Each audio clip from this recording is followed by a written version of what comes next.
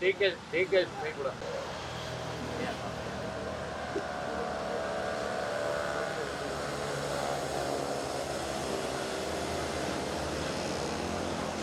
D K Shivakumar ಇದ್ರೆ ಒಳ್ಳೇದಾಗುತ್ತಾ ಇಲ್ಲ ಸಿದ್ದರಾಮಯ್ಯ ಬಂದ್ರೆ ಕನ್ನಡಿಗರು ಒಳ್ಳೇದಾಗುತ್ತಾ ಅನ್ನೋದು ಕೇಳಿ.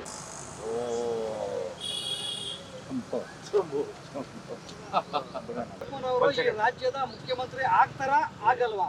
ಅದಕ್ಕೋಸ್ಕರ ನಾವು ನಮಸ್ಕಾರ ಮಾಡಿ ದೇವ್ರಿಗೆ ಕೇಳ್ತಾ ಇದೀವಿ.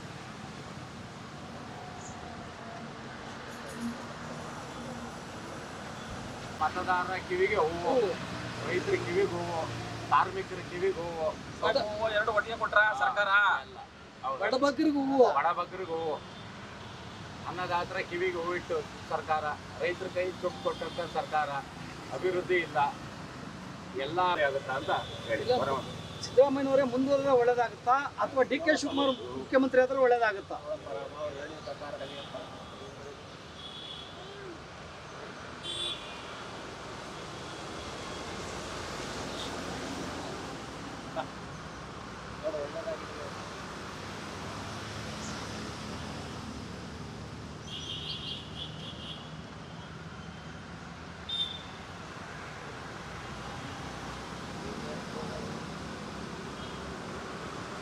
ವಾ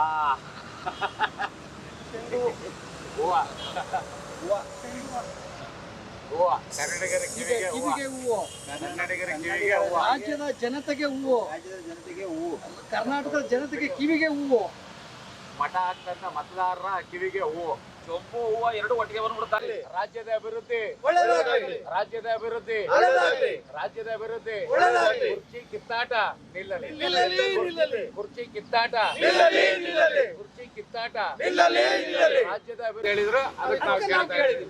ಅವ್ರು ಕೇಳಾದ್ಮೇಲೆ ಎಲ್ಲ ಕೂಡ ಚೊಂಬು ಮತ್ತೆ ಹೂವು ಬಂದಿದೆ. ಒಳ್ಳೇದಾಗ್ಲಿ. ನಾವು ಯಾರು ಕೇಳ ಬಯಸಲ್ಲ. ಬಿಜೆಪಿ ಕಾರ್ಯಕರ್ತರು ಒಳ್ಳೇದಾಗ್ಲಿ, ಅವ್ರು ಶುಭ ಆಗ್ಲಿ. ಆದ್ರೆ ಅವ್ರ ಮಾತಿಗೆ ಮೀರಬಾರ್ದು ಅಂತ ಹೇಳಿ ಅವರೇ ಹೇಳೋದ್ ಮಾತಿಗೆ ಗಿಣಿಶಾಸ್ತ್ರ ಕೇಳಿದ್ದೀವಿ. ಭಾರತ್ ಮಾತಾಕಿ ಜೈ.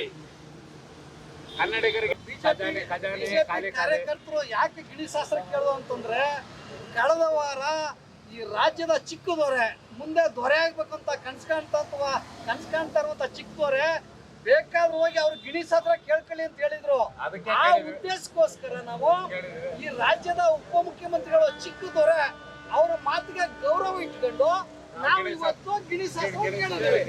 ನಾವೇನು ಯಾರೇ ಮುಖ್ಯಮಂತ್ರಿ ಆದ್ರೂ ಎಣ್ಣೆಯಿಂದ ಬಾಂಡ್ಲಿಗೆ, ಬಾಂಡ್ಲಿಂದ ಎಣ್ಣೆಗೆ ಬಿಸಿ ಎರಡೂ ಕಾವು ಒಂದೇ.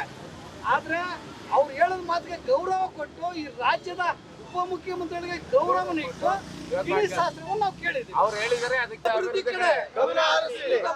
ರಾಜ್ಯದ ಅಭಿವೃದ್ಧಿ ಕಡೆ ರಸ್ತೆ ಗುಂಡಿಗಳನ್ನು ಮುಚ್ಚಿಸಿ, ಕಸದ ಗುಂಡಿಗಳನ್ನು ಮುಚ್ಚಿಸಿ, ಅನ್ನದಾತರಿಗೆ ನ್ಯಾಯವನ್ನು ಕೊಡಿಸಿ, ಅನ್ನದಾತರಿಗೆ ನ್ಯಾಯವನ್ನು ಕೊಡಿಸಿ, ಗುತ್ತಿಗೆದಾರರಿಗೆ ಹಣವನ್ನು ಕೊಡಿಸಿ.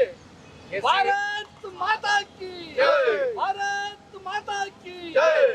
ಒಂದೇ ಇದು ಗಿಣಿಶಾಸ್ತ್ರ. ಎಲ್ಲರಿಗೂ ಶುಭವಾಗ್ಲಿ.